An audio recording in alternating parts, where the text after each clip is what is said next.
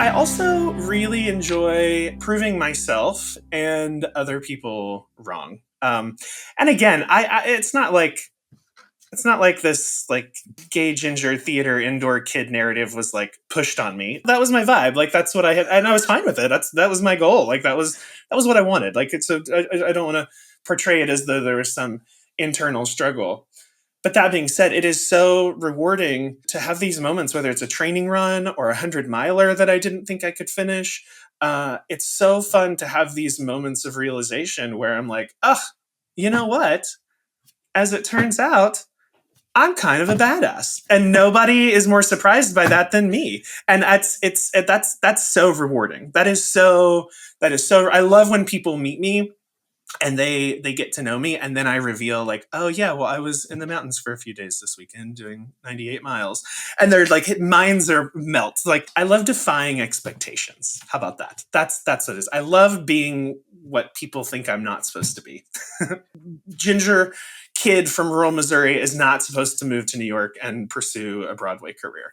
A 6'2", 340-pound ginger lumberjack is not supposed to be running 100-mile ultra marathons. Everything through my life you can kind of identify as a weirdly desperate attempt to be the opposite of what everyone thinks or wants me to be. So I don't know why I have that bug, but it's a major motivator for running. I love that feeling of proving myself and other people wrong. Do you think that plays into the representation aspect? And do you think about people seeing what you're doing and thinking, wow, I can do that too? Yeah, I hope so, because, that's why I made my film. Once is Enough, available on Amazon Prime. That's why I made it, because when I got into running, it's my style, but I consumed everything. Like I said, I watched every single movie, every single book. I read all the blogs. I looked at all the training plans. I dove in head first, and I kept finding these incredibly inspiring stories of elite athletes accomplishing these crazy things, running 100-milers in ridiculous amounts of time, doing huge through hikes, all these just like really amazing things. But I didn't see any chubby middle-aged ginger dudes just getting by.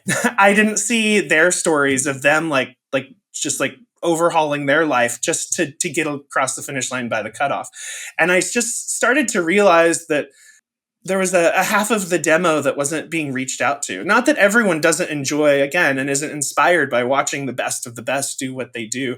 But I think there's also a lot of value in watching someone like me who, with a different personality, would probably be too self-conscious, too scared, too intimidated, too all these things to even go out onto a trail. And I thank God that I am a space cadet, that I'm aloof, that I'm whatever it is that allows me to not feel that same pressure. I thank the universe for it, because I think it's allowed me to show that to other people. I had a YouTube channel for a while, and I was converting a school bus into an RV. And I started making videos for this YouTube channel about, how to do this, how to renovate this part, how to install this. And it did fine, but it never felt right. Like, it never felt authentic. It felt like I was totally posing. It's major imposter syndrome. And I finally had a moment of realization where I was like, what am I doing? Like, I am not an expert in this stuff. I'm figuring it out, and I'm portraying myself as though I know what I'm doing, but it doesn't feel right. And it's not working. And so I just completely switched to my mindset. And I was like, you know what? I'm just going to be honest. I don't have any effing clue what I'm doing. I just watched a YouTube video, and I know enough to be dangerous. Let's turn on the camera, and y'all can watch me see if I can figure this out. And it was so much more authentic. It was so much more interesting. And so that's how I've approached my social media and everything else with running, because I realized that there's no value in me making Instagram reels about the top 10 shoes for this, the 5 things you must eat before a run. I might know those things. I might know a lot about some of those things, but it's just not me. It's not authentic. What is much more authentic is for me to pick up the camera, shove some food in my mouth and get to the trail because I'm running late and just show you what that normal life is like. Show you when my runs go bad. Show you the blood running down my inner thighs because I bought new running shorts the day before a 20-mile run and then was in the middle of I was in the middle of the mountains and had no choice but to run 10 miles back out and literally had blood running down my thighs.